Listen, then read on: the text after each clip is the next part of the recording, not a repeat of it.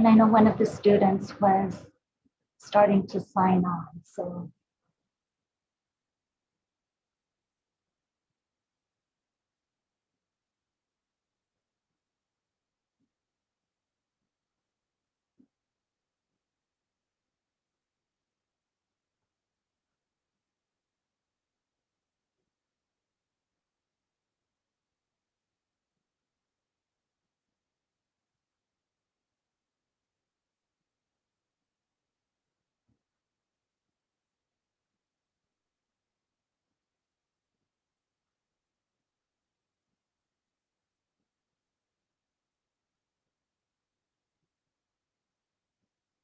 Hi, Britt.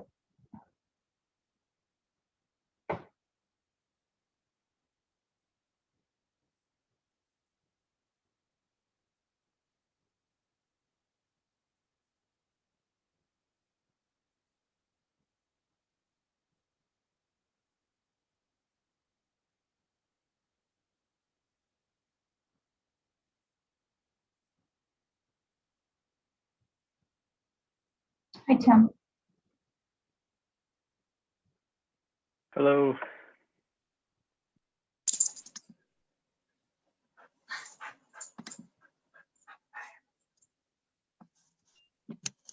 Hi, Kyle. Hi, Chloe.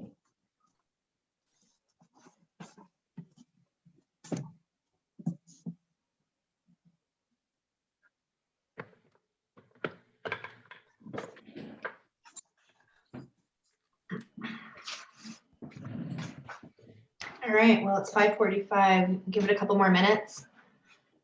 Do you know how many we're expecting? So we're just waiting for some students, right, Kim? Right. They know about it. So, and they're very excited. I know they're coming. Do you want to, Debbie, do you think we can just maybe get started? Because I think we have a pretty full agenda. Yeah, yeah. All right. So it's 5:46. Okay, I'll start with roll call. Chair Reese Adams, Present? Vice Chair Clarice Ambler. Present. We have alternate member Kyle Conrad, Present. Martin Gilmore, Here. Julie Parker. Present. We have Tim Vaca with the Museum of Outdoor Arts. Present. We have Councilmember Ward, who is filling in for Councilmember Week tonight. Welcome. Here. Excused, we have David Carroll, Mark Hessling, Leah Beth Cole, and then Cheryl Wink, Councilmember. Guests, we have Britt Fuiks. Make sure I've got every. Yes, I'm here. Hi. Hi. And then we have from the Colorado's Finest High School of Choice, we have teacher Kimberly Young. And we're going to have some of her students joining us tonight. And then we have guest Angela Forster.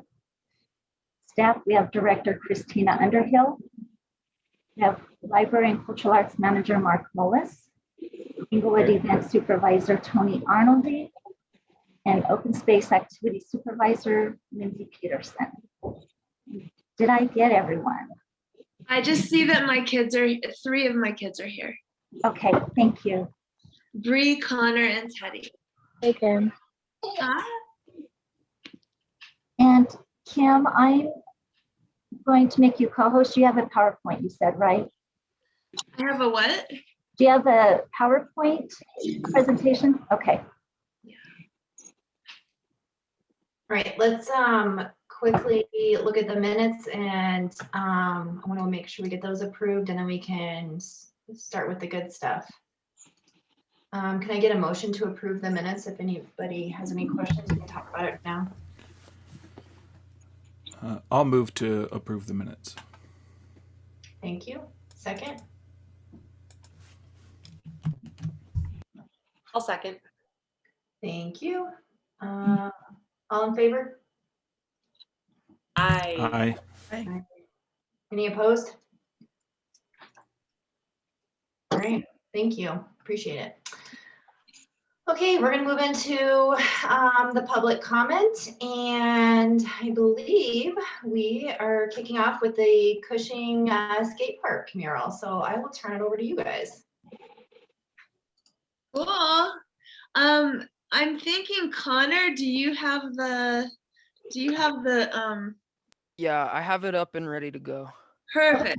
Is there any way that he can screen Yeah. share? I don't know how to do this.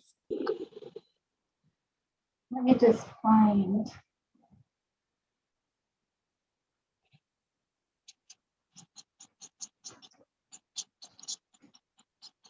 Okay. Yeah. Cool. Okay. So we put together this slideshow about the Cushing Park mural, and our inspiration as a team, we decided to take on the task of creating a mural inspired by the New York artist Keith Haring. His art style is simplistic and cartoony, but also conveys a specific theme or commentary. While we brainstormed, we decided that we would take on the project inspired by him and his art. Reasonings behind our concept. Not only is it simple, but many of us have different experiences with art and different mediums, so we decided that simplistic style of Keith Haring would go well with what we are trying to do. This way, each and every person can participate while still feeling comfortable with the theme and style. The theme of our project. Keith Haring's brightly colored figures spark joy in those who see them. And right now, with the way things are going in the world, some people may need a little extra joy in their lives. We decided to go with the overall theme of unity. Not only does this theme work well because of everything that is happening in the world right now, but it also shows how people need to come together. Added reasoning behind the theme. With the theme of unity in mind, we decided to add characters of different colors, sizes, and levels of ability, while still incorporating the fact that it will be done at a skate park. We also added bits from nature, such as such as a flower person with a bee and a hummingbird feeding from it. Lastly, for the small ramp, we added a monarch caterpillar which was turned into a butterfly on the larger ramp. The following slides show the design that we created. Thank you, Connor, so much. You did a great job. Bree, if you would talk about your design since you sketched out our thoughts, that would be great. I didn't tell you this in advance, so. So I don't really have anything planned to say about them, but I really enjoyed doing this project, and I tried to come up with something that was really colorful and simple for everybody in the class to do it, because we all have different kinds of art styles. And so I went with a hummingbird holding its mask, like when we go out to eat, we take our masks off, and then the bee and to save the bees. And then I did a globe, and it has all the different ethnicity around it and racial profiles, and then I put one in a wheelchair and one has a prosthetic leg to just show the love for everybody.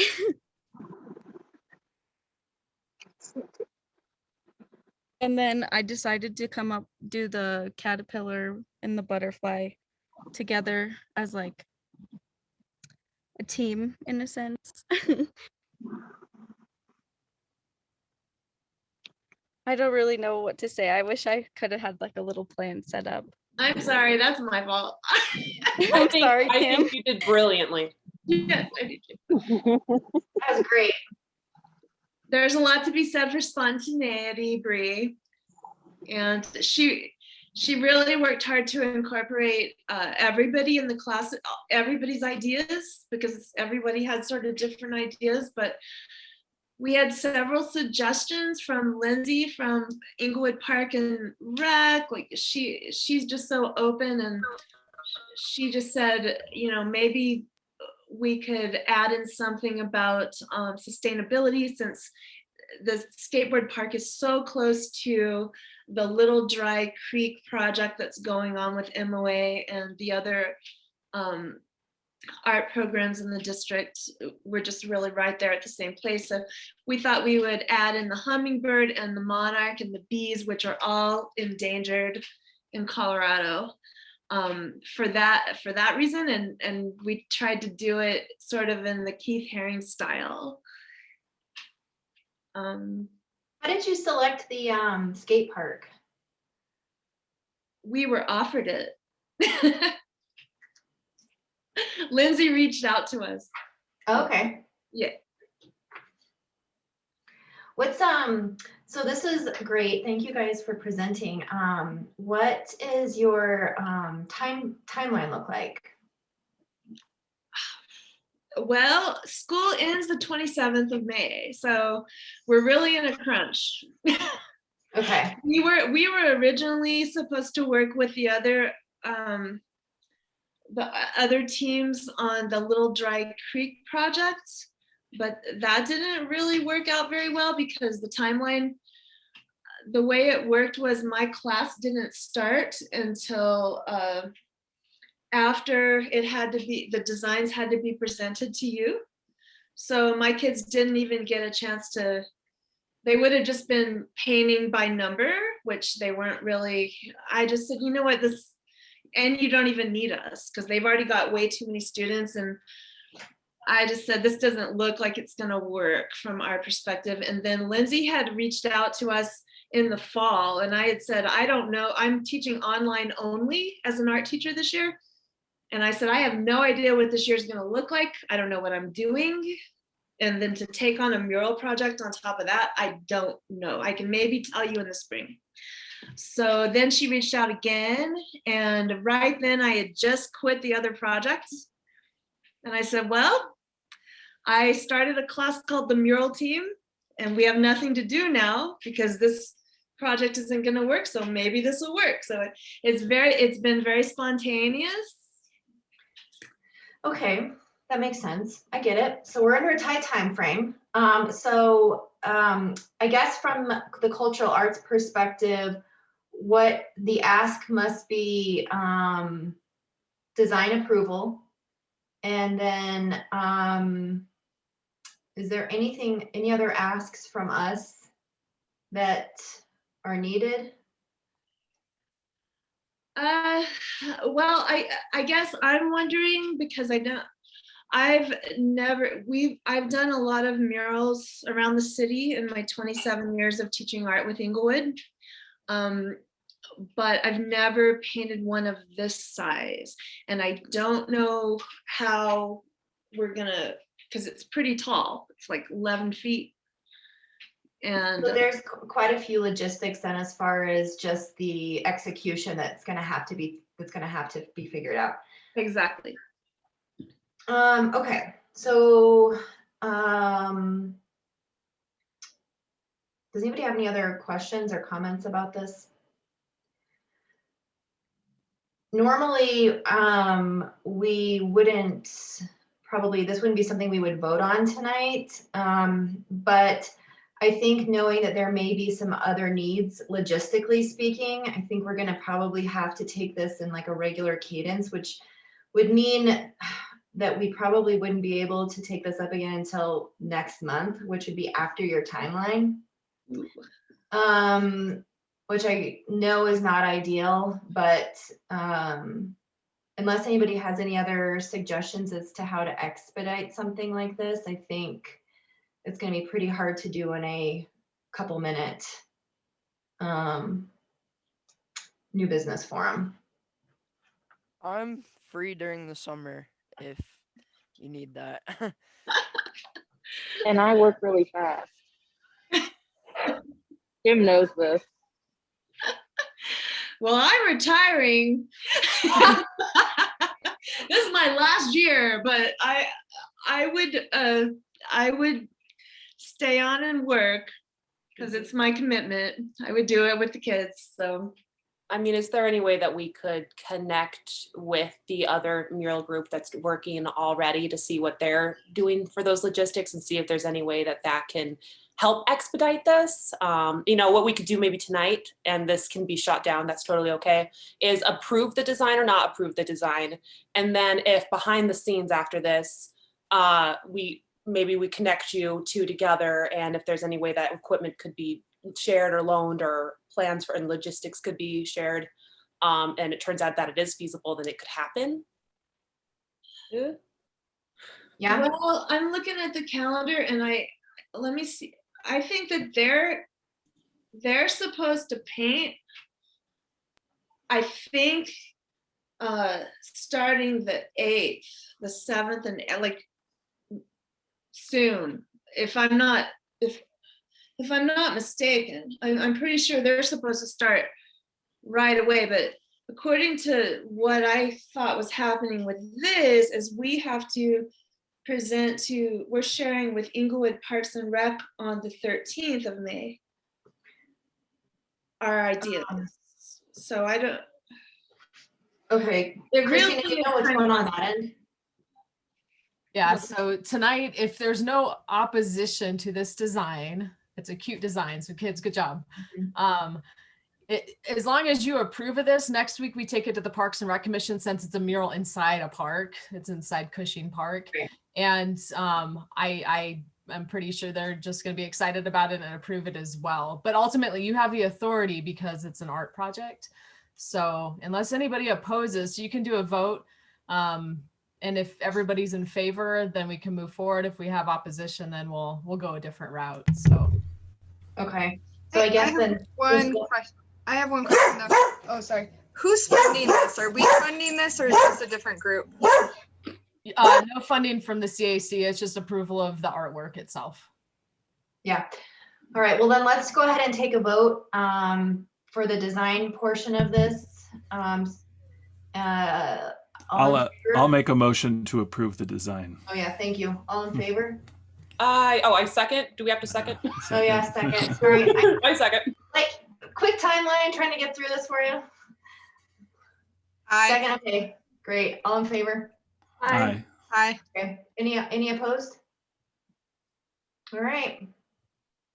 Well, the design is good, and I guess it's on to Parks and Rec. Yeah, Nice I really job. like the design. Nice job, including the masks. Oh, I Very- love the design. It is so Very cute cool. to be Yeah. historic. Great job. Very Thank topical. you. Yeah. They worked really hard. Hi, Garrett. I saw that you just came in. Hi, Kim. I'm sorry. I lost track of time. That's okay.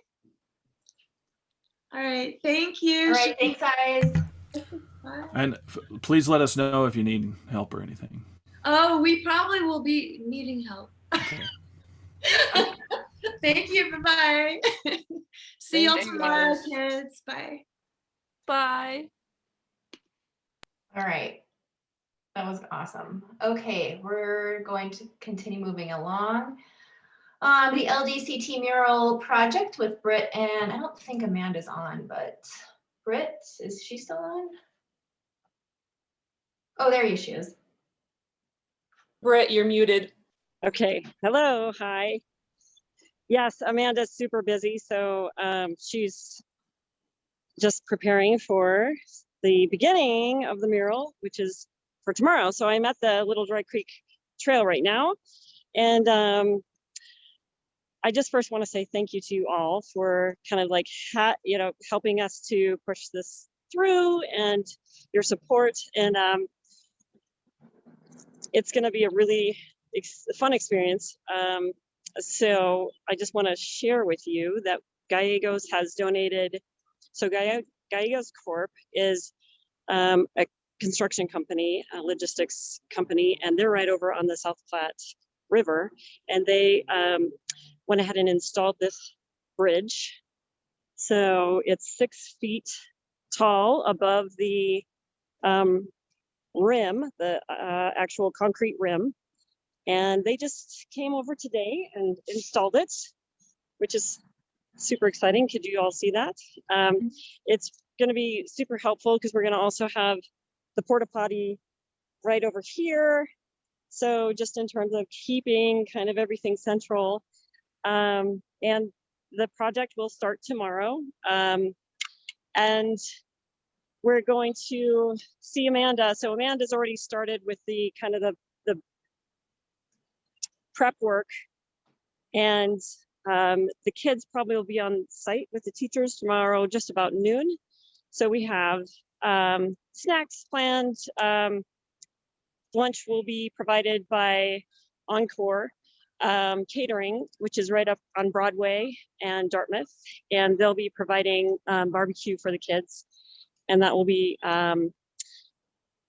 really helpful. They'll go ahead and have that all ready so that the kids can eat on site. And Amanda anticipates probably finishing up on maybe a bit on Sunday, but planning on maybe having to touch it up on Monday. But to Kim's point, it is going to be very professional. I think the design was inspired by the students. And I think the most amazing part of this project that was a surprise to me is really that ability for the kids to actually see how careers can be made in such a way with mural work and artistry. And it's amazing to be a part of this. So just really, I wanted to just say thank you so much. And then, feel free to come down to the project. Everybody's really invited to just stroll or, walk through. And if you have any questions for me, please let me know. But otherwise, that's really just an update. Awesome. Thanks for your on-the-spot reporting. I appreciate it. Yeah, my pleasure. And thanks again. Really, have a good one. We'll see you at the project. Great. See ya. Thanks, Britt. Bye. Awesome. That looks great. All right, we have Angela Forster here. She's going to present. I think you're already co-host, but a couple civic art projects. Yeah, I'm going to go ahead and just introduce myself really briefly. A couple of you I've actually already pitched to, and I thank you in advance for your buy-in and your support. My quick background, because I only have a few minutes, is that I have a Bachelor of Fine Arts in Figure Drawing and Painting from the University of Florida, go Gators, and did some post-bac work in printmaking with the University of Georgia. And then I went on and I got my Master of Fine Arts at the Art Institute of Chicago. So this is just to show that this is the world that I'm very familiar with. I worked in PBS as a designer, an art director, and a production designer. Then I was faculty at DU. And so I have this passion for curricular development, connectivity, collaboration. And I wasn't so fond of making work for myself as I was really orchestrating these other environments. So the two projects I'd like to pitch tonight for your financial support. I'll show in a presentation. One is regarding an ongoing gallery experience that are in public places. And then the other is a one-day event that's a partnership with the city of Englewood. And I am trying to schmooze Tim Vaca into getting some support from the Museum of Outdoor Art. And so I did meet with him and made some adjustments after we spoke. So I'm gonna go ahead and share my screen. I don't think I can share my screen at this point. Oh, yes, I can. Pardon me.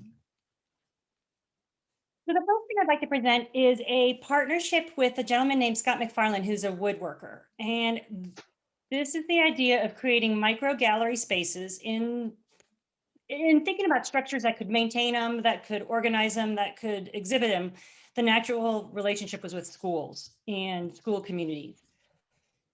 So, it's, as we saw with the student presentation, everything's pretty dim. And yes, we all want to throw this away and throw that away, but the next few years are still going to be toeing the line, not as bad as post-World War II in Europe by any means, but still looking for something beautiful, something wonderful, something creative and unique, especially when we're told we can't go into schools to see the art opening. We can't go to the museum without signing up ahead of time.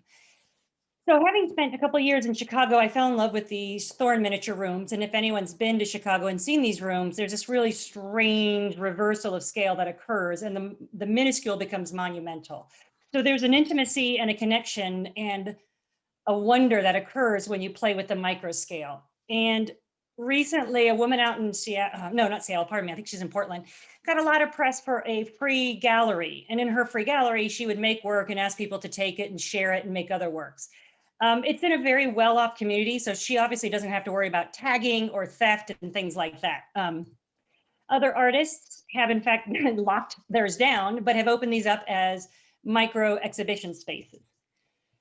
So what I'm proposing is the construction of 8 units, 1 per each school, of tiny gallery spaces. Because as a parent with a kid in school, we have not been invited into that public shared communal space. And art is a really great way to do it. And we've had a lot of success with both the city supporting us and the Museum of Outdoor Art.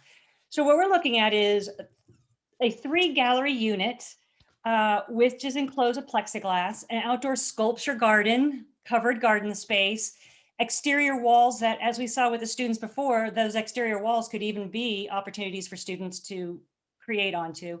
And the opportunity to have a partnership with the public schools, Museum of Outdoor Art, the City of Englewood. These are people I've already made connections with. And my hope is to now add to this list the Art Commission. So being an art person myself with a hot glue gun and zip ties, I started to envision what this could look like in terms of scale and placement, and went to my friend Scott McFarlane, who I've done a lot of collaboratives with over the last 20 years of public objects in public spaces, whether it's the Botanical Gardens or downtown Lodo. And I gave him my mock-up, and today I just ran over to his studio and he has built this to scale. There's no back at it on it, there's no clear story window, but it gives you a sense of scale. And it's tiny, but it would be 3 separate spaces. Those internal walls would slide out. So if somebody wanted a big gallery, they could have a big gallery, or there's more hanging spaces. We're probably going to add a couple more inches to height. So in the salon format of the French, you could do layers of artwork hanging. And so that gives you a sense of the space. The goals of this project is to connect with a civic, basically civic engagement, create a COVID-friendly space that's also creative and unexpected. It also lends itself to multidisciplinary outreaches. It doesn't have to be painting or drawing. It could also be something from a 3D printer and a 3D scanner. It could also be found objects. It also could be a place where artists can propose an installation and then maybe go to the Museum of Outdoor Art and say, this is how it looks to scale, and here we are. So it's also an opportunity for just some exploration and play. So in terms of civic engagement, I've mentioned the Englewood Public Schools.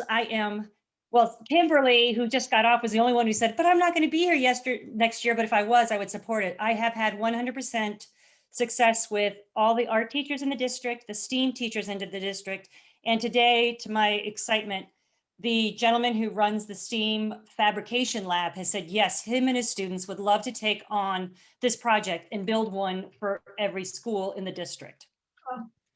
Museum of Outdoor Arts, I am working with Tim. He's presenting to his boss, so hopefully they will jump on board with this as well. And local businesses, my goal is all the project items that need to be purchased, rather than go to Amazon, keep the money local. Go to the local construction companies and ask for scrap lumber, or the local plasticare and ask them to give me a deal. But bring the money back into the economy versus going online.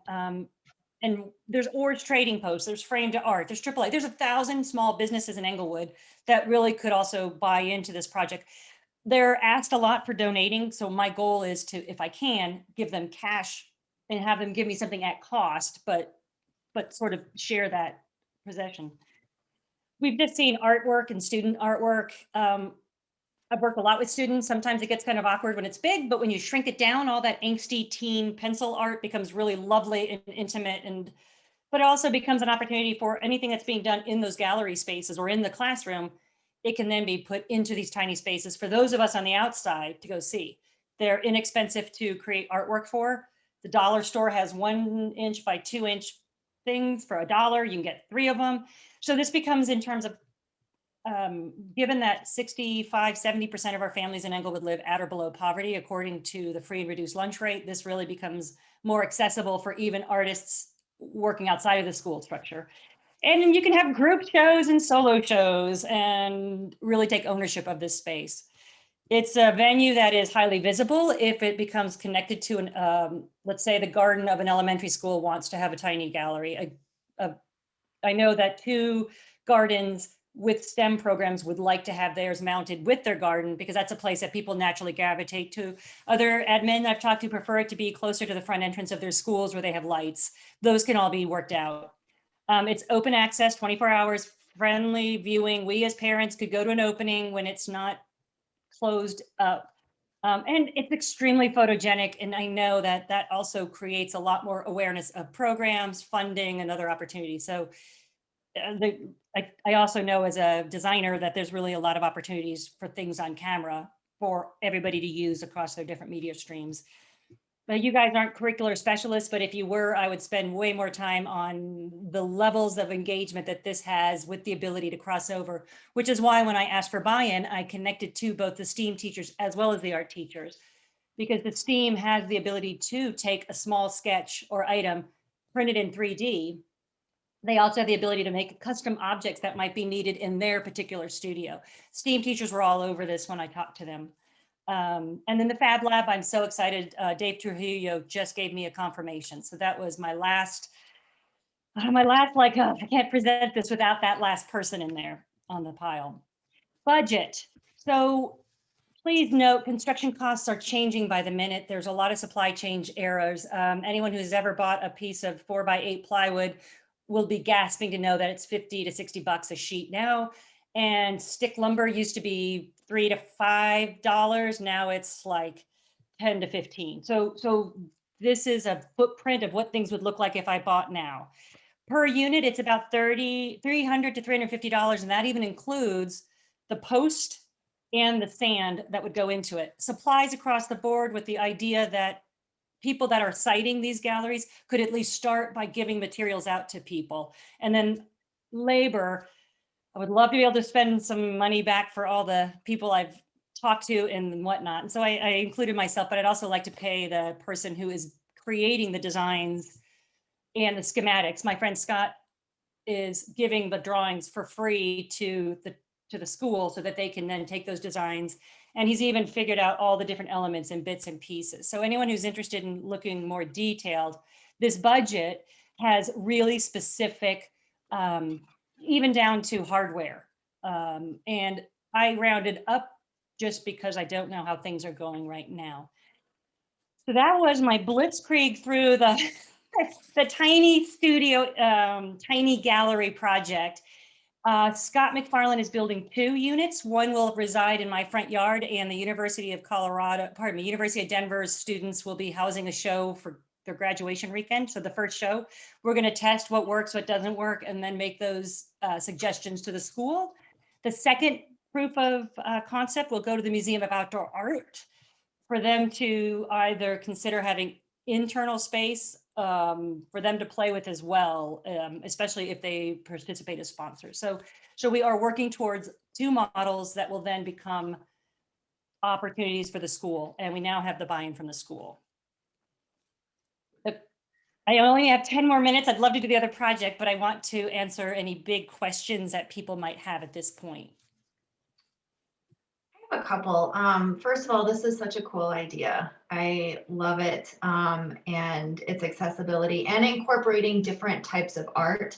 For the actual locations of these, I know you want to start at the school properties. You know what whereabouts on the school properties you're thinking? Yeah, well, what I'm thinking, well, I've left it to the art teachers and the administration on site because they know their buildings better than anybody. They also know their code better than anything. 2 schools have gardens, and they already have working gardens. And so in their ideal situation, those art teachers and STEM teachers would like that gallery to reside more in that space of the garden. And the gardens are open 24 hours a day. They have a security camera. 2 other campuses would like to have them under a light where they have a security camera and close to the front door. Some felt more comfortable having them out. It really depended on if it was a busy street, what neighborhood it was in. And rather than get caught up in that type of conversation with them, I just asked them to tell me where they felt it had the best visibility. I know Charles Hay would like to have it by their front door because they have an organically designed, sort of like a natural amphitheater where people can step down. So then it becomes a really easy art opening and then you can have one way through. So rather than micromanage down to that part, they do have ideas in mind. And then, so I guess to that end, then the school would become sort of the administrator as far as scheduling the temporary displays. And so then you're kind of like out of it once it's there. Exactly. My job really is to be this project manager, art director, to knit together all the funding sources, to talk to the teachers, because I have made the art. I've been in the ground. I know those questions. I own a house, so I know about waterproofing and roofing materials and whatnot. And I'm really sorry, I should have brought that out in the budget. I have raised in kind on this project, probably close to, well over almost $3,000, because I've had roofing materials volunteered, building design plans volunteered. City of Englewood has volunteered to do all the marketing across print, media, web. They don't have money, but they have the ability to do all that. And they gave me that as well. And then the chamber has said they could as well support the digital advertising and marketing of the project like this. So I wanted to draw out that some people have already ponied up with some significant in-kind donations. But yes, I would be out of the loop once I got the first, let's say, 3 exhibitions of each school up and running and worked out the kinks with the teachers. In my ideal world, Museum of Outdoor Art would take their tiny studio gallery and have graduating seniors take turns exhibiting work in their gallery, maybe the last 2 months of school. So each graduating senior can have this site to do something in. Or each school would say, oh, our graduating 6th graders, our graduating 8th graders. I would not want to curate their opportunity. I've given them a list of suggestions, but once it's on site, it really is their baby to negotiate and use the most effectively. So then I guess at the end of the day, the ask from the CAC would be mostly in a financial contribution. Correct. And do we have a number? I would love it if you could do $3,000. Okay. That would be my ask, $2,500 to $3,000 on this project. Okay. Any other questions from the group? Sorry, I monopolized that.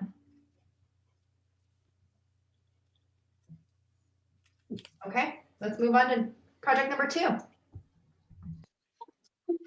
Sorry it's working out this way, but when COVID hit, I thought I have to do things to be busy and to create projects for myself and the city. And I do work with the arts and students. So for me to create environments where kids can feel good about showing artwork, which led me to this next project, because I was talking to a couple of the online teachers who were having a hard time connecting with students and dealing with the depression of working out of the home and being students in the home. And I had this grand idea that I would go to the people's houses with my mask and my portable table, and I would stand back and tell them to bring out their recycle bin, and we'd do mono prints. And I'd use my car as a printing press and drive over the prints like a printing press. And what I found was all my printmaking friends said, Angela, you can do that with a steamroller. And then I thought, okay, well, that's way cooler and I can think bigger. But really it was a way to help kids be creative safely. And that's the sort of germ that happened.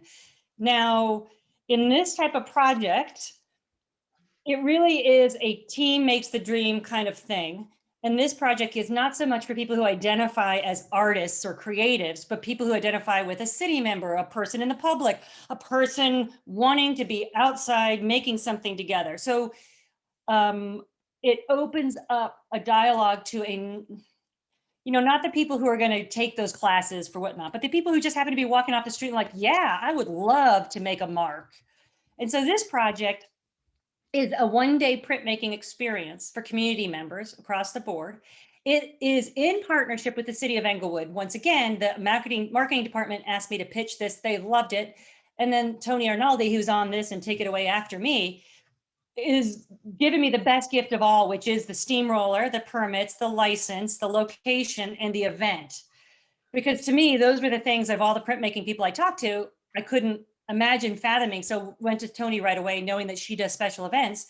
And luckily, what scares the pants off me, which is dealing with the public and vendors and whatnot, she's fine with. And I love this part, the art part, because I have a lot more familiarity with this world. So in this world, you basically use a city maintenance driver who can be the hero of the day. He or she gets to, at the end of the day, once everyone's made their block or their mark, gets to make the print. And this gives you a good anatomy of how the project would look in terms of material costs and whatnot. The goals and aspiration of a project like this, once again, is community celebration, businesses buy into it, it becomes a moment in time that we can hang in a public place in the city, whether it's the rec center, the library, Malley Center. There's plenty of opportunities if this looks like art when it's done. Please understand that it's like making art with elementary kids. You can't guarantee that the thing is going to be a desirable thing. That's where the professional artists come in, and we can create a matrix, and that will help unify everything. But please understand, this could just be a really great publicly shared event that meh, the print, or oh my gosh, let's take it to Brian at Frame to Art and see if he'll frame it. But please understand that because this is the public and it has less controlling variables, like the Museum of Outdoor Art, when they hire artists, this is more about people coming together and making materials. And the materials are expensive. We're not talking wood block that takes forever. We're not even talking linoleum where we have to worry about people cutting themselves. We're talking about things like rubber bands. We're talking about things that you get from the dollar store that can be sticky. And in terms of celebration, let's just say family friendly. What family doesn't want to make a project together when you guys, or when the city, pardon me, put on the puppet show? The feedback I got from the PTA site that I still belong to and kind of keep my ear down, even though my kid's in middle school, was more like that, more family friendly events. So you have an opportunity where you can be outside, publicly participating in a visible location, open air, regardless of what the compliance is, it's outside. And you saw that those other people were wearing masks as they were participating. It's a locally participating type of event. It's highly visible. It would be public. There's sponsorship opportunities, vendor booths. In terms of Tony Arnoldy, she is really looking towards this as being a touch a truck event where this becomes one event on it. She has already worked through her supervisors and the city maintenance people who said, if we can do this on a Friday, then we can definitely buy into this because you don't have to pay for overtime. You don't have to pay for time and a half and other things like that. It could be covered in event. So Tony Arnoldy is working out the nuts and bolts of that aspect, but it's probably going to be at the RTD light rail stop that's just north of the Civic Center. So you can tap into the after school crowd, looking at late August, after school crowd, people on the light rail, people after work. I leave Tony to deal with the details of what food van can be there. But you definitely have an opportunity to go. You have an opportunity to make what's the spirit of the time? Like we saw with those the students' work, there's something celebratory, fun. It's a recovery time. It's an account of the year. The theme can be determined and would be determined, but this gives you a picture of what a matrix could look like. And this one, somebody made the artwork of the building and each person could do the mark inside the building. So this just gives you a sense of, could we do a cityscape? And everybody who comes and does something can create a block that fits in that cityscape. And then at the end of the day, they all get put into the windows and the roller make the mark. So that shows what I was thinking in terms of a theme that people have, because prompts are really important if you're not a maker and you're not somebody who comes at it from a writer's point of view or an artist's point of view. If you're just told to think about something and you're given a few clues, that helps people to unload what's in their brain. Materials and expenses. So it requires the driver who we have, it's going to require 2 professional printmakers who I have, because the working with print, rolling out the ink and laying things down is a skill, an acquired skill. Unlike what you see here, we would not let anybody but a city driver drive the roller, the steamroller. Marketing materials are expenses. Project coordination is an expense, and then the objects that you would use. So with that in mind, this is what a budget looks like. And this is another ask. The materials ends up being, when you look at all the paper, the ink, the latex gloves, the Windex, the plexiglass, all the things. I've interviewed 3 printmakers who have done this and got a very detailed budget. It comes down to about the 850 to 1,000. Once again, construction costs are variable at this time. And there are things like plywood. Now, if we can find plywood donated 4x8, that's great. That saves us $200 right off the bat. So there are things like that that might come out of budget as asks go out. Labor, I really, a lot of artists volunteer a lot of time. I'd like to be able to pay them for their day rate. I come from the world also of film and television, and everything's a day rate. And this is a highly skilled skilled thing. These people have spent years creating a connoisseurship, and if you're going to have any luck with making a beautiful print, I kind of want to work with people who have done this and can reproduce it. So, and then the in-kind at this point, once again, I'm at about an $1,800 to $2,400 transition. This is also a project that we've talked to Tim Vaca at the Museum of Outdoor Art, as well as the Chamber of Commerce. And so we're hoping that they can find some budget to support this type of a community outreach, because it's once again, kind of on their point and on their mission. So I will share the slide so that you don't go cross-eyed, but this gives just a rough estimate of how things are and what they end up being. Once again, allowing for shopping local, which definitely raises the price about 10%, but also adjusting for cost of materials in the building world are difficult to control right now. And the city has donated everything in the orange is the in-kind donation, so you get a sense of all that. And I hope that things are in the green can be begged, borrowed, or stolen, or donated by some of these places, like some of the construction companies would probably have plastic sheeting that they could donate. But if I have to buy it, that's what it costs. If I have to buy wool blankets, that's what it costs at our local Army, Navy surplus store. And once again, trying to buy local as much as absolutely possible. So that is in a nutshell. The other rapid fly through, which is the event based. And once again, Tony, if I missed any of the high points, please feel free to jump in, because this would not have happened if it wasn't for Tony saying, "Oh, steamroller, I got you covered. I can handle that," which was like, what? Are you kidding me? And like I said, I've gone through and I've talked to professional printmakers. I have 2 printmakers who are mentioned in here. Virginia Diaz, Englewood resident, she works at the Art Lab and she's a professional printmaker. She also does a lot of work for Mo Print, which is the month of print. Those of you on the call don't know about that. Every other year in the Denver area for the month of March, they focus on photography one year, and then on the biennial year, they focus on printmaking. So these people are very involved in that. Catherine Chauvin was the chair over at the School of Art and Art History at DU. Now she's back to being a printmaker. She is teaching a relief print class, and she is willing to show up with herself, as well as 8 to 12 students who are all printmaking students who can help with some of the logistics the day of the event. So those are my biggest things I want to make sure I showed.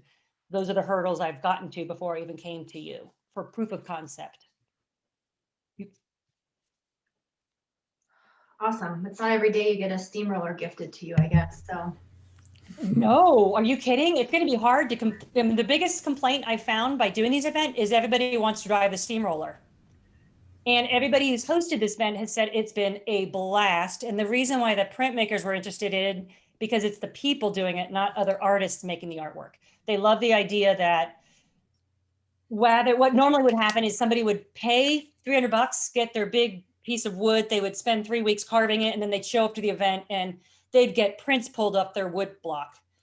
The difference is we're not allowing this to be a bigger project. We're trying to be in the moment, time capsule, the zeitgeist, a sort of mono print type of experience. I have just connected to letterpress that's going into the depot, the letterpress depot, with the hope that maybe they could have a booth and maybe they could do mono prints of people's shoes, like the bottom of their footprints, and do some fun, simple, non-expensive, hands-on projects for another booth.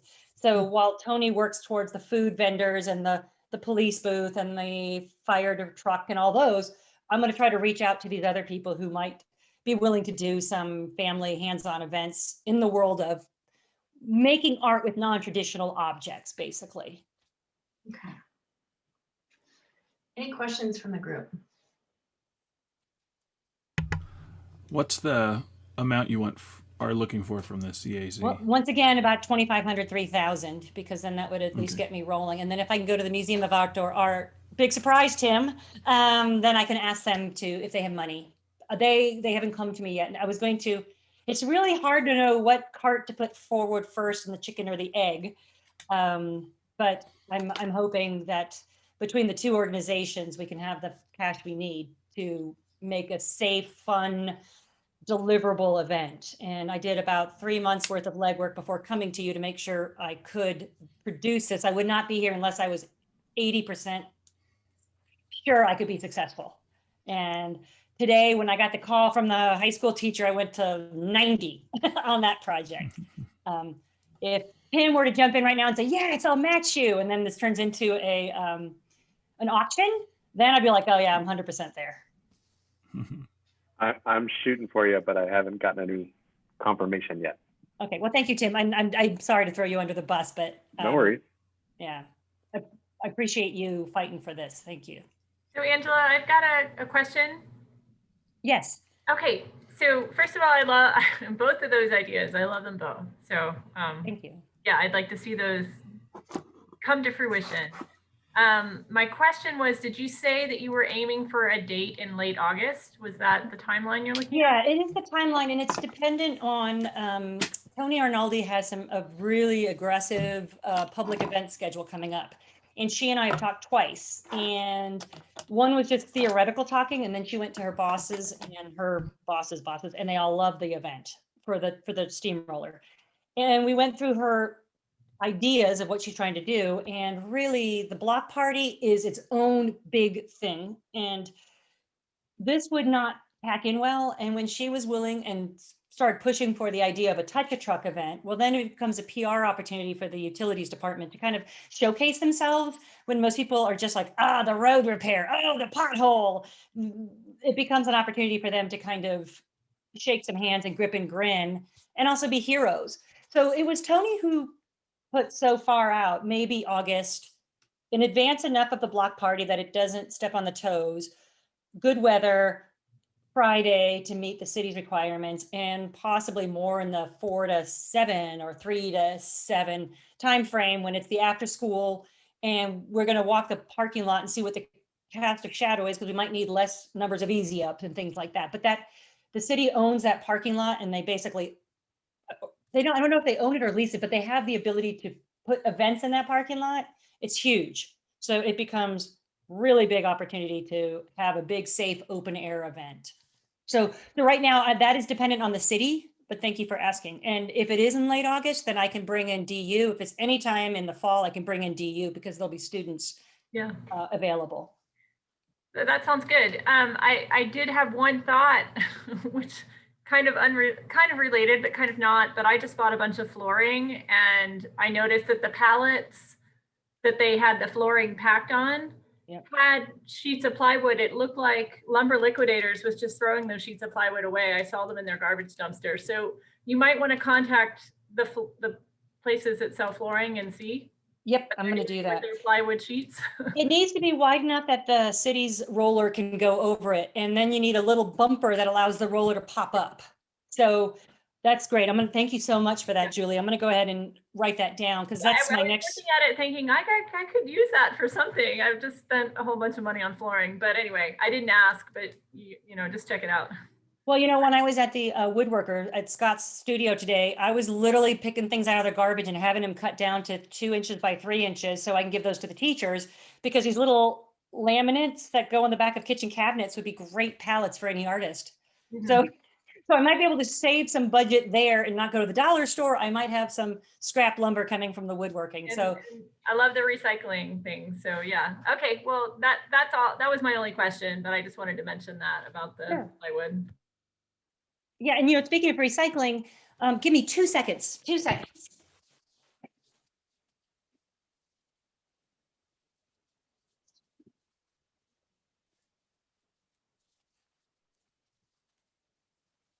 So this is an idea of what an art teacher can do with a student. And then that becomes a sculpture that can go into the tiny studio. And basically that would be going to kindergartners and saying, ooh, match things that are all the same color, or match things that are all the same shape, or something along the lines of this. This is where I really get excited, is coming up with some curricular ideas, and I send those to the teachers to kind of give them a cue also what to do.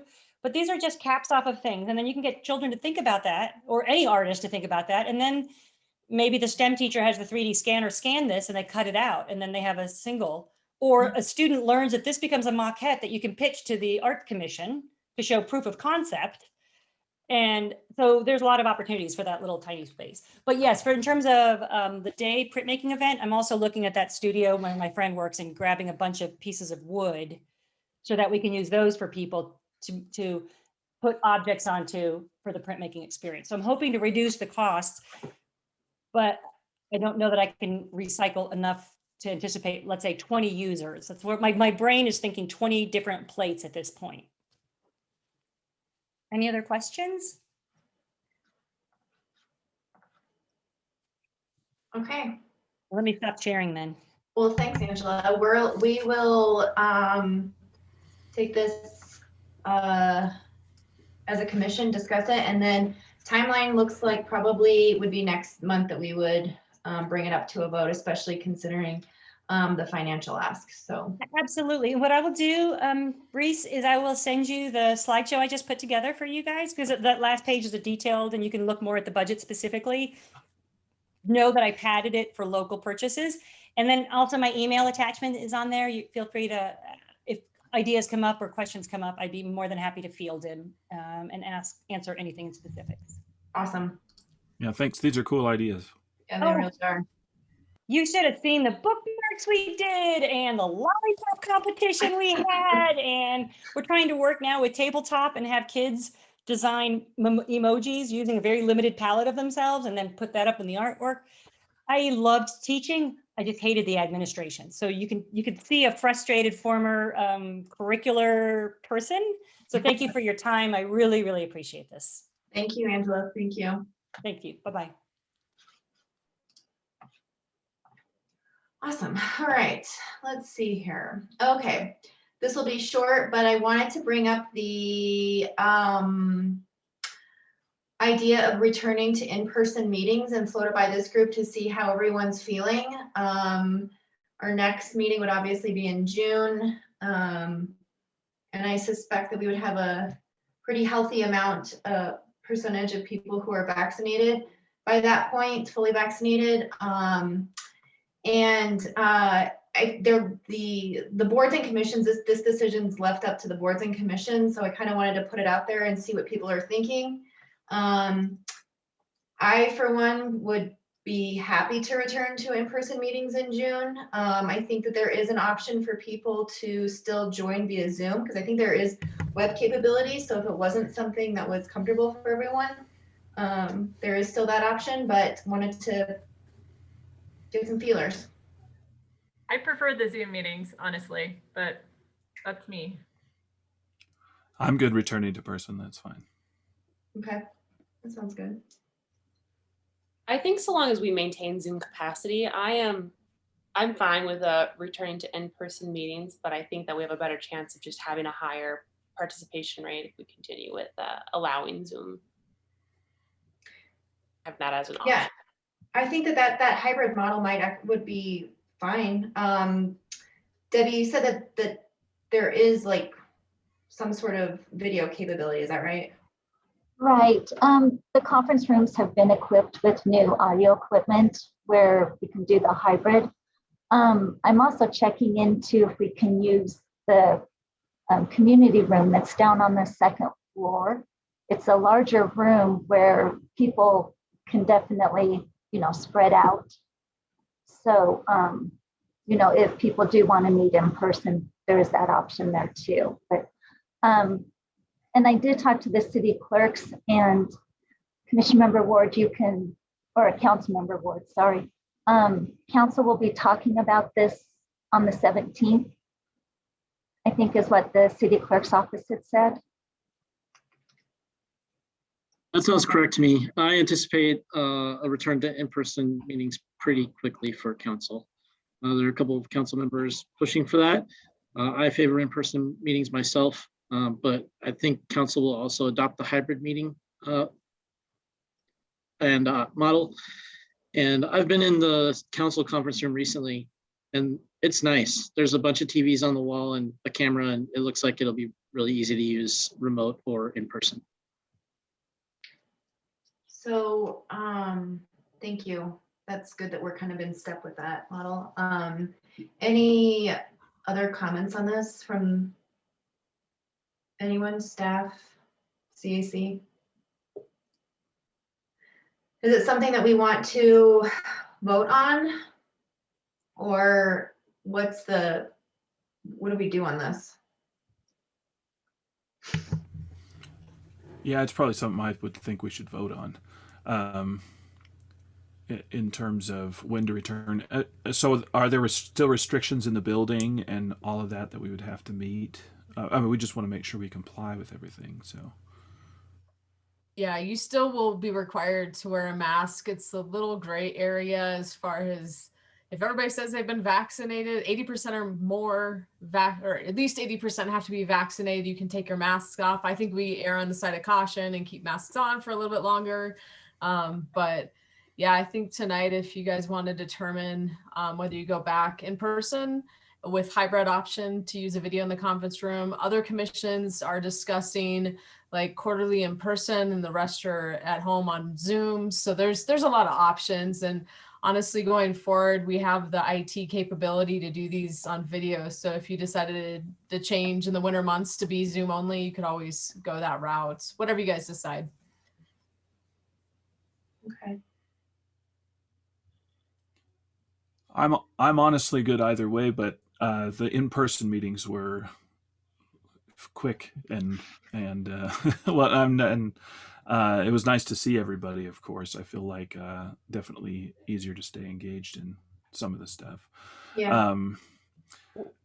So I'm kind of for that, but it is very convenient just to come to my office and jump on.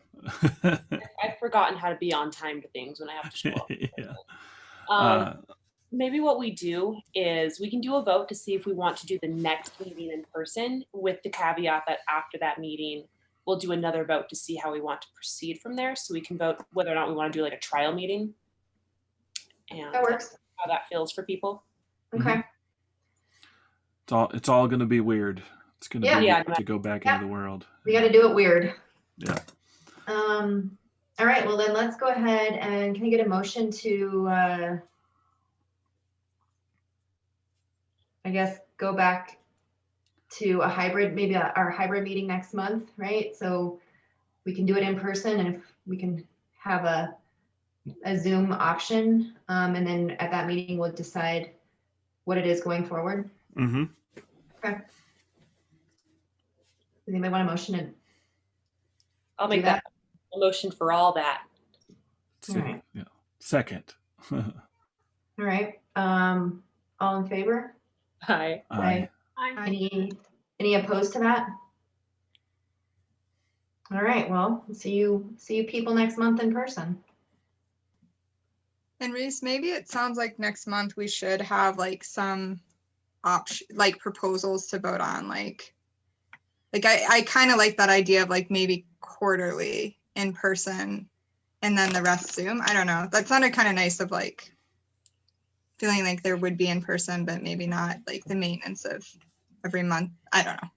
Well, yeah, maybe like, maybe what we do is make it an agenda item and everybody think about it for a month, and then we'll like have 5-10 minutes to talk about it. Everyone can get a chance to propose what their kind of ideal would be, and we can hopefully reach a consensus on that. Does that sound reasonable? Yeah, that's what I was thinking. I just think it might be nice as we think about like going forward, because we have this cool technology, instead of like impulsively trying to vote on like we're always in person or we're always hybrid. It might be nice to like vote on some different plans and then move forward from there. Yeah, I think that's a great idea. We'll do like a little hybrid meeting, so people who want to be in person can be in person, people who want to do Zoom can do Zoom, and based on what people bring to the meeting, make a plan going forward. Yeah, cool, thanks. Okay, great. Well, I will, I'm gonna keep this kind of brief because we are nearing the end of the hour, but I want to talk about an art proposal form. So we've been kind of talking for the last several months about not having a formal way for artists to be able to submit work to us. It's not where we don't have another, or projects to us where we don't have another option. So like, you know, the traffic boxes and why am I at a loss for words, but the street crosswalks, thank you. Already have a fairly easy submission process, but for some of these more complex projects, especially the ones that involve multiple departments around the city and different resources, I kind of started to take a stab at, you know, creating a more formalized like submission process so that, you know, it adds a little bit of clarity, guidance, both to the community members and to us and everybody else on the call, you know, or who would be involved. I think it would help us gain a little bit of control of the projects, understand the scope, and then ultimately be able to kind of hold everybody accountable to kind of what this timeline looks like, what timelines look like, and what's involved. So I basically just went through multiple cities and I looked at Golden, I looked at Jackson, Wyoming, and Palo Alto. A couple others have really good online like submission forms. And so I've kind of basically taken this and just divided it into 4 categories. I guess the first kind of top part would just be like, you know, we would recommend that they go to a staff person to start this process because that staff person can kind of get them started and they'll know all the different departments and resources that are available and that might need to be tapped for different projects before coming to us. But the 4 different categories are just basically like section 1 is just like your basic information. Now this is not a pretty format. This is just like rough outline. But section number 1 is just, you know, basic, who are you? Section number 2 is kind of a little bit more about the proposal details. So why the piece or the activity is being proposed, how it fits into the art plan. I've asked at the top that the individual review the art plan so they know what our city priorities are. And then go into the concept in detail. So making sure that they affirm that there's not going to be any, you know, these things that we don't like, the things you want to, the promotion of violence, drug use, the other, you know, just, you know, boilerplate kind of stuff. But, and then the third section is a little bit more designed towards the installation and display. So where it's going to be, who's going to be installing it, when, you know, the timeline. And then the last one is just the maintenance and conservation. So, you know, what kind of materials are going to be used, the life cycle, the restoration needs. And then I thought it'd be good if there was an option here at the check mark section of what they're requesting from the CAC. Is it, you know, help in concept? Is it site selection? Is it financial, technical? And there might be more to add to this, but this is, again, just kind of like a rough draft. And then lastly, I thought it would be helpful to include 2 different forms. The first one was the initial review. So the applicant would meet with the staff liaison. We would get this proposal form. We'd have some more information about the site. And then I thought it was really important that the community knows what to expect. So what to expect, like when we talk about this, what we do in meetings, and, you know, they can bring something to us, but likely a lot of the times the decision can't be made same night. So it kind of helps them prepare for their timeline.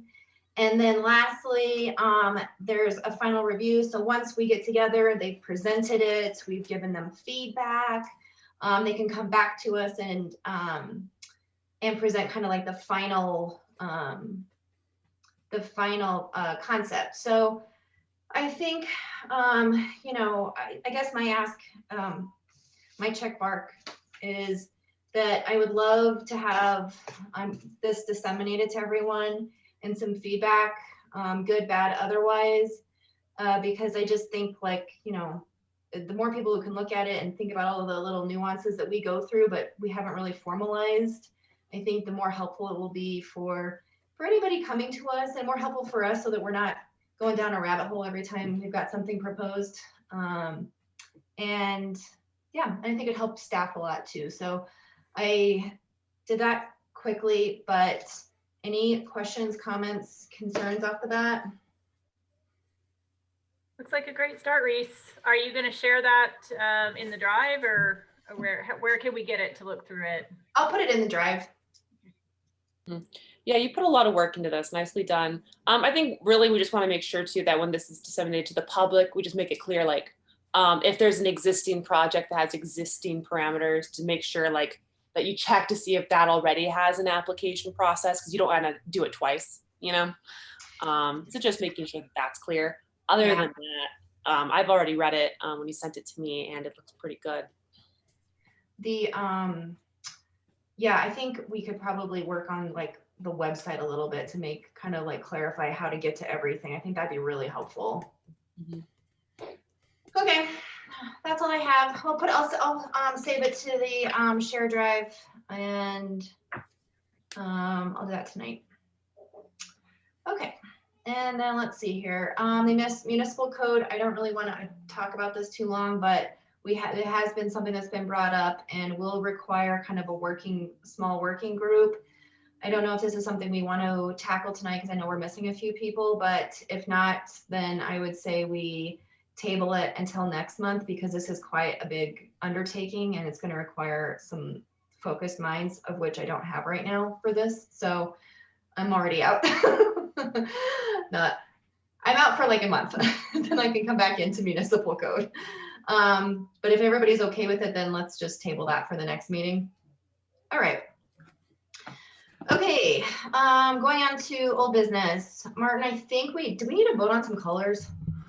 Yeah, I was looking at the city's color palette. I think I may have actually sent it to Debbie. I'm not sure. Debbie, did I send that to you? Oh, no, hold on. It's right here. Do you want to share screen? I can just send it to you. It's one page, so it's in the city branding guide, or whatever they call that. There's really like only one color that kind of matches up to what's already there, and I'm not really sure. So sometimes this stuff is it was made by an artist, right? That has a named person on the piece, and so if we were changing the color of it, that might be a big deal. In the case of these bike racks, they were made by a company. Woodsite and Playscapes was the company who made them. So I'm not sure if there's a proprietary thing over the color of the bike racks, or if we wanted to change them. I'm not sure that we would necessarily want to, but there is a color within our branding palette that kind of matches what's already there. And I was thinking we should probably just roll with that color, which is kind of a lighter green. Debbie, I sent that. Did you get it? I have not.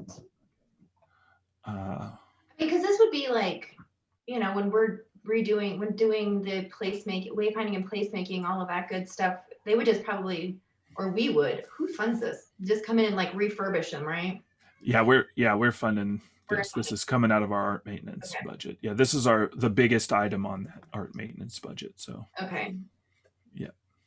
Is there that's what I thought. I couldn't remember. Yeah. Martin, do you have it? Yeah, I can share my. Okay, I can share my screen. It's fine. So it's this 376C color right here. Is the one that's closest to what it already is. Chris in the communications department told me that we should maybe try to make it a little bit lighter, that those colors work a little bit better. I think this color would be good on those bike racks. I think it's really similar to what's already there. So that's what I was saying. But I mean, there are other ones, this yellow would probably work for those too. We could even go maybe that darker green and not deviate too much from what's there already and fit within the theme. I mean, I like keeping it consistent, because it's already like a recognized bike rack. And so there wouldn't be any question as to what it is afterwards. If people were like, oh, maybe it's just an art piece or something, because now it's painted a different color. I don't know if that would be an issue, but it just seems. I think we would with the way they are now. Yeah, I think we would avoid a lot of if there was a problem with an artist, which I don't think there is in this case. It's essentially the same color, so. Yeah.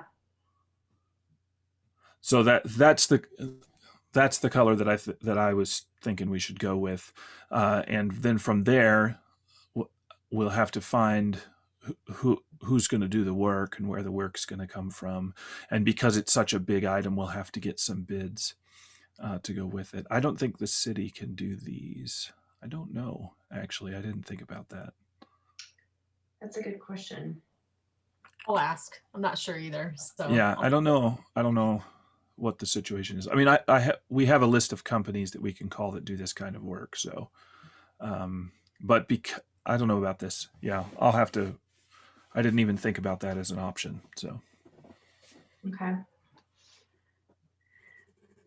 Do we? What's the time? When do we have to figure this out? Tonight? Well, let's get the color decided so that I can ask all the questions. Yeah. And then I mean we have to do it this year. So, yeah. Right. Right. Yeah. So I want to make a motion to approve that color, that 376C. I'll second that. Aye. Aye. Aye. Aye. Love it. Keep it simple. Let's keep it simple. Exactly. All right.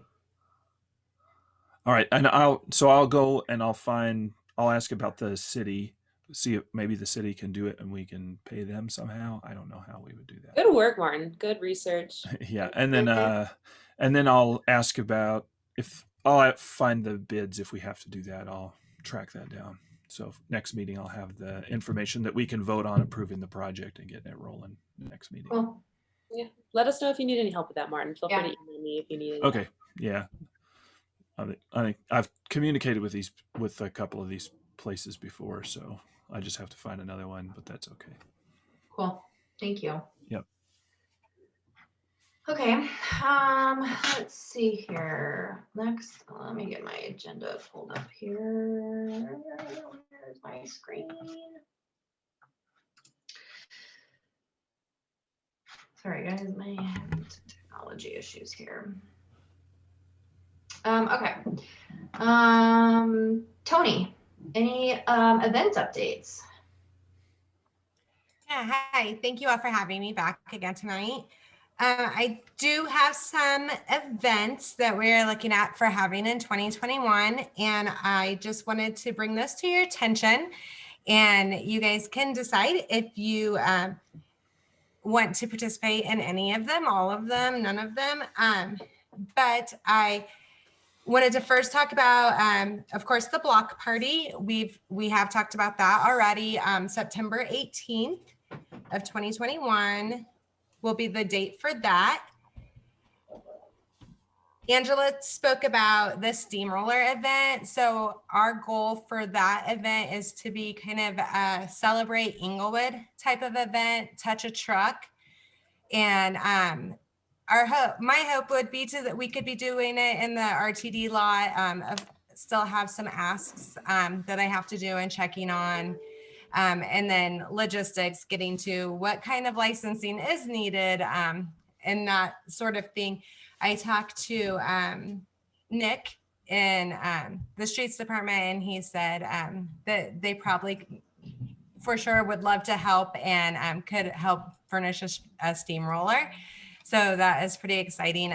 But I do need to get more. I am not the artsy person, so I need to get some more of the logistics on that to get to him, because he's like, what would we be doing exactly? So, but really fresh in that, but super excited. I think it would be a great event for everyone. And I would love to get the people that do drive all the trucks in Englewood to have more of an opportunity to connect with the citizens. And of course, everyone loves to see the trucks up close, and probably get the SWAT truck from police and fire, I'm sure Denver Fire. So really excited about that event. And we are looking towards the end of August. The reason for that is due to how busy so many of our departments are within the city during the summer months. And so the later part of August, it just seemed like we would have more availability from parks and streets and police and fire, and just maybe have some more participation on that. So yes, we are looking at the end of August for that. I had spoke at one point about different farmers markets with Grow and Gather. And speaking to Grow and Gather, they also are very busy right now, especially in the change of seasons. And they want to look at their market being more of a harvest market in October. But we're still looking at possibly a couple of dates and possibly a couple of different locations. They very much would love to, if I know Martin was all about the pop-up concerts and such. So very much would love to have, you know, the live music and pop-up type concerts of that. On that subject, I also wanted to bring to your attention that the Maui Recreation Center is going to be doing a welcome back event. And that is going to be on June 18th. And I wanted to seek your permission to have them to maybe reach out to you all too about, they want to have some music of some sort. And I said, well, cultural arts might be interested because we had talked about pop-up concerts. So just wanted to touch on that. I'm still looking at possibly doing some type of art walk this summer. And then of course, we're looking at having a whole bunch of different events throughout the summer, you know, kind of a recovery summer, if you will.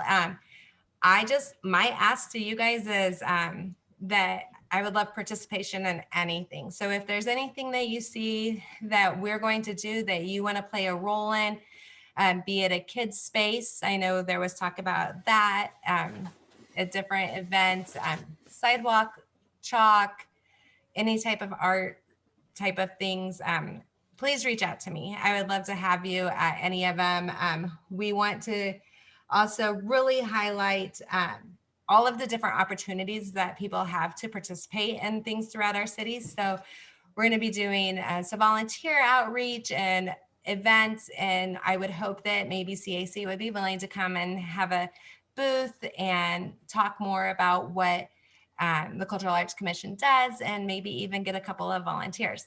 So I was really more here just to share everything that we've got going on and what I know so far, answer any questions, and invite you all to participate in any and everything, and reach out to me with any questions that you might have.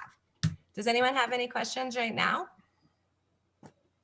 Only I do. It's Tim at MOA. I know you're meeting with Jess tomorrow, but I'm just curious, what is the Sounds of Summer looking like right now? So the Sounds of Summer is booked, actually, and we are going to be doing the last 2 weeks of August. No, last 2 weeks of July, first 2 weeks of August, and our lineup for July 22nd is Nothing But 90s. July 29th is Hazel Miller. August 5th is Walker Williams. And August 12th is Raising Cain. And again, we invite anyone that wants to come and have a space to talk to the participants or do any type of art stuff, bubbles, sidewalk chalk. I would love to have you all. I know that we're just all in a weird world right now, so people's availability to do things is very different. So if you guys have ideas and want to participate, I would love to have you. And I'm super excited to start celebrating again.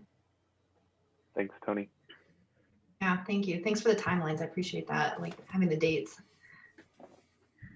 It's been a long time since I kept a calendar. All right, so Swedish horse update. So kind of along the lines, Tony, with what you're doing, we probably should talk about this. So the horses are in their final stages of being painted, and then they will go to AMPA for their final coating and then install. But we have budgeted and planned to do some sort of artist reception. And so perhaps we can maybe piggyback on that after the installation and do, because I know you said an art walk, and it's kind of similar to something that we thought about doing with the horses and placing the horse, you know, having all of the locations, having a little map, and then maybe doing a reception somewhere, I think would be really nice, especially if it's, you know, right after the install and there's excitement. That time frame, I need to talk to AMPA this week, but I think I have trying to schedule a call on Friday, but and then maybe we can get something on the calendar, or at least throw some feelers out there with our artists and see if we can't get something with you know, a lot of the people from CAC and on this call along with them. I think that'd be really neat. But to that end, I think that's all I have on the Swedish horses. They're still being painted. I don't know, Mark, Mullis, they're still in the hands of the artist. Yeah. So we've only gotten one back so far. They are due back. The day that we set for the artist was May 31st, or so May 30th, of course, since we closed on the 31st. I'll send a reminder out to the artist this week and kind of, you know, try to light the fire a little bit to get those back to us. But that's all I got so far. Okay, awesome. I'm kind of thinking as I hear all this, everything that's going on, it would seem like an art walk for that would be like October, correct? Because like there's the steamroller event potentially in August, and then the block party in September. And then next month is June, which would only give us a month if we did July to put that together, which to me seems pretty quick. When is the installation scheduled, Reese? Do you know? It's scheduled for the beginning of June. Okay. And that's kind of dependent on making sure we get the horses back on time, and then hopefully there's no like big storm or something that comes through, because we do rely on the city to help us with transportation. So there's been a little bit of, you know, if there's weather issues they might have to tend to, but so tentatively it's the beginning of June, which would put AMPA, I'm going to be a little conservative and say maybe like 3 to 4 weeks to do the final coating. So we would probably be looking at July, end of June, beginning of July for install. But I think, you know, even if it's not an art walk, I think it's important to have an artist reception at that time when it's still fresh and you know. I love the idea of the combining the art walk with the horses, just because, you know, it would make such a natural walk. Right. Right. The sites, and with a party at the end, like that sounds amazing. Yeah, I totally agree. But it sounds like there maybe you won't know for sure until you get them all back, because that's kind of the, you know, I mean, there may be some variable at AMPA, but yeah, if the artists don't get them back on time, then that throws everything else off too. So. Yeah, they've been so good though that I don't think I suspect yeah. Yeah. So is that something then that we should like try to get on Tony's calendar right now to put between the steamroller event and potentially the block party? Because I think it should probably be in July. But that gives us only one meeting between now and then to. Yeah. We could do it in the middle of July and have 2 meetings. Although when is our July meeting? I guess I was wondering that too with 4th of July that week. Yeah, sometimes that's. It'd be the 7th. 7th. Oh, that's okay then. Yeah. Okay. But I mean, I think, you know, with an art walk, we could plan a party at the end, but it's kind of walk at your own speed. And some people may just want to come for the drinks, but I don't know. I'd have to probably talk to Tony a little bit more to firm up some details, but I think that would be a good, if we could shoot for middle of July, that'd be a nice timing. Could we plan maybe even tonight, like have a goal of like that 3rd week in July, like a Friday night walk or something? Well, I was just kind of reflecting on what Tony had said. When is that she gave some dates for the Sounds of Summer, but it seems like that overlaps that same time. The 22nd and 29th are Sounds of Summer. Oh, so it's a Thursday. Okay. Mm-hmm. So we were thinking a weekend or a Friday, or I'm sorry, what was the? Oh, I just put Friday out there because that's typically like you do the first Fridays around the country for art walk nights. It seems like that would be an easy so like publicity. The 30th? What? Like the 30th then, Friday the 30th?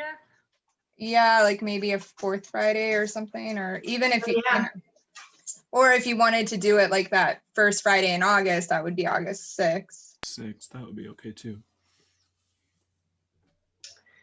Yeah. I'm gonna push We for like- the 30th because I'm out of town both of those other times. Yeah, I was gonna say, I think the 30th, because once we get into August, I feel like things start to, Well, I know Littleton schools go back. yeah. I know that we're trying to cram in a family trip on August 6th because Littleton schools go back. Yeah, the following Monday or something like that, or or they start on a weird day, actually Thursday. But anyway, I don't know. Like you said, I'd rather be in late July than early August. Me too. But that's just Well, do you want to pencil in the 30th? I think we can probably maybe, if we pencil that in and if it works with Tony and all of the other events that are going on, maybe we pencil in the 30th and we can kind of give our artists a heads up that this is what we're thinking. And I think that'd give people enough time to plan vacations and stuff at this point. So that works for everyone. sounds great to me. Okay, cool. All right, then we'll start party planning. Sweet. All right, Romans Park mushrooms. All right, just a quick update. So our park staff did go out and get bids to patch and fix the Roman Park mushrooms. They did test them structurally, the contractor that we've hired. Everything is good on them. So it's a stucco company that has done like art restoration. And these again were built in-house many years ago. They're not from an official artist by any means. It was park staff that created them. And so the park staff decided we're going to go ahead and move forward with getting them patched up. They're such a significant piece of Romans Park. And so ultimately for you all, I know we budgeted some funds. There really is no rush to get this done tomorrow. We have to get them stuccoed. The stucco company said that we'll need 3 to 4 coats of paint, which we can do in-house and get them prepped. I think the goal would be probably just to do some art depending on the cost on a couple of the mushrooms and preserve the lovely brown mushrooms for the rest of the park. Unless for some reason we get an artist that's willing to do it at a reasonable price too. So that's just a quick update. I'll keep you all updated. Probably in July, we may have these mushrooms ready to go as far as the timeline's concerned. But we also mentioned having a school project do this. And so that would mean this fall or early winter that we would actually do the art piece. So anyways, not a big rush on these, just an update that they're going to be back to a healthy sense of growth in the near future. Awesome. When we get it patched. I'm glad they're salvageable. Great. Yeah, me too. I love the school children idea on this one, especially with all the ideas we saw earlier in the meeting from the students. Yeah, I think logistically, I mean, they're tall, so maybe the students do the trunk piece of the mushroom and then the artist, or they stay just brown on top, or we just paint them a solid. Anyways, we'll cross that bridge. But yeah, I agree with you. I think this would be a fun one for students. The new playground's really fun. It's a cool little park. Mm-hmm. Okay, thanks. We'll move on to staff's choice. Anything on the staff's end? I'll just give one quick update. I'm going to work with Tony to get that list of all the events she has planned, finalized, and put in a nice format. And then we'll get those dates to you as well. So you'll have that list of events here before the next meeting. That's helpful. Thank you. Nothing for me, thanks. Anything else on the staff side? Okay. I don't have anything further. Anything else from the board? Okay, well, thanks everyone. I appreciate it. We will got some good stuff going on. So I guess we'll see you in person in a month. Thanks everyone. Cool. Have a good night. Bye. Bye, everybody.